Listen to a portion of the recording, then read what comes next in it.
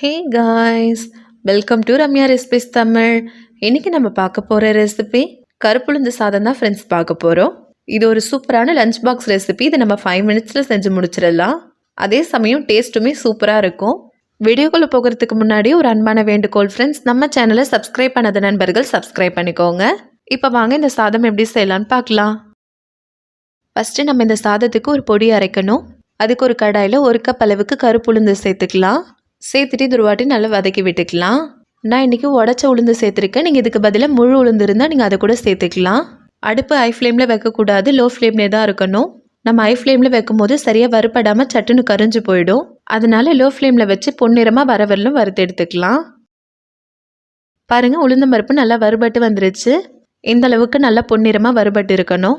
இப்போ இது கூடவே 1.5 டீஸ்பூன் மிளகு சேர்த்துக்கலாம்.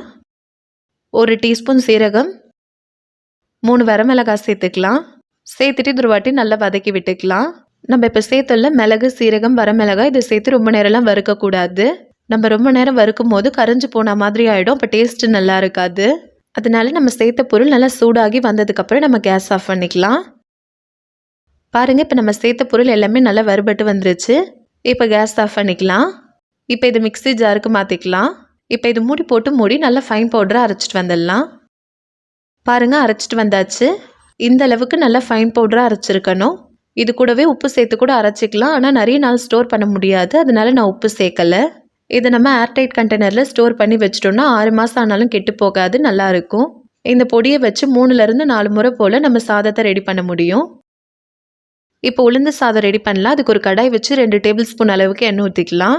எண்ணெய் நல்லா சூடானதும் கடுகு உளுந்தம் பருப்பு சேர்த்துக்கலாம். கடுகு நல்லா பொரிஞ்சதும் 1 டீஸ்பூன் கடலைப்பருப்பு சேர்த்துக்கலாம். 1 டீஸ்பூன் உளுந்தம்பருப்பு, 1 வரமிளகாய் சேர்த்துக்கலாம்.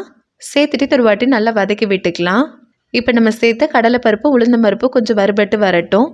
இப்போ இது கூடவே 6 பல் பூண்டை தட்டி வச்சுருக்கேன், அதை சேர்த்துக்கலாம். 1 டேபிள் ஸ்பூன் வேர்க்கடலை, கொஞ்சமாக முந்திரி சேர்த்துக்கலாம்.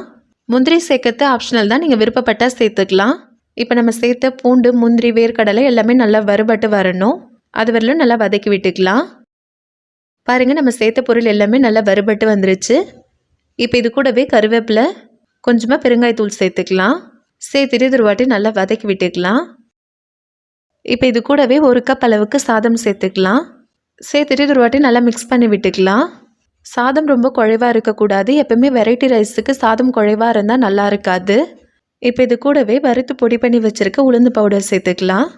இப்போ இது கூடவே இந்த சாதத்துக்கு தேவையான அளவு உப்பு சேர்த்துக்கலாம். நான் இன்றைக்கி சேர்த்துருக்க சாதத்துக்கு 3 டேபிள் ஸ்பூன் அளவுக்கு பொடி சேர்த்துருக்கேன். சேர்த்துட்டு ஒரு வாட்டி நல்லா மிக்ஸ் பண்ணி விட்டுக்கலாம். சாதமும் பொடியும் நல்லா மிக்ஸ் ஆகி வரணும். நம்ம சாதம் தாளிக்கும் போது மிளகாய் தூள்லாம் எதுவுமே சேர்க்க போகிறது கிடையாது. நம்ம பொடி அரைக்கும் போது அதில் சேர்த்து மிளகும் மிளகாயும் தான் இதுக்கு காரமே.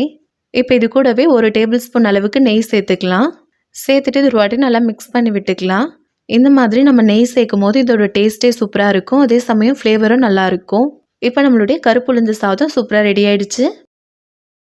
அவ்வளோதான் ஃப்ரெண்ட்ஸ், நம்மளோட ரொம்பவே சூப்பரான கருப்புளுந்து சாதம் ரெடி ஆயிடுச்சு. இது சின்ன குழந்தைங்கள்லேருந்து பெரியவங்க வரலாம் எல்லாருமே சாப்பிட்லாம். அதே சமயம் முக்கியமாக இது பெண்கள் சாப்பிடும் போது ரொம்பவே நல்லது. இது நீங்கள் குழந்தைங்களுக்கு லஞ்ச் பாக்ஸாகவும் கொடுத்து அனுப்பலாம், நல்லா விரும்பி சாப்பிடுவாங்க. இது கூடவே சைடிஷாக உருளைக்கிழங்கு பொரியல், அப்படி இல்லைன்னா அப்பளம் கூட வச்சு கொடுக்கலாம், நல்லாயிருக்கும். நம்ம சேனலில் ஆல்ரெடி நிறைய லஞ்ச் பாக்ஸ் ரெசிபி போட்டிருக்கோம்.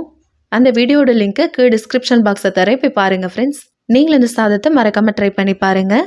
இந்த வீடியோ உங்களுக்கு பிடிச்சிருந்துன்னா லைக் பண்ணுங்கள், கமெண்ட் பண்ணுங்கள், ஷேர் பண்ணுங்கள். மறக்காமல் நம்ம சேனலை சப்ஸ்கிரைப் பண்ணிக்கோங்க. தேங்க்யூ.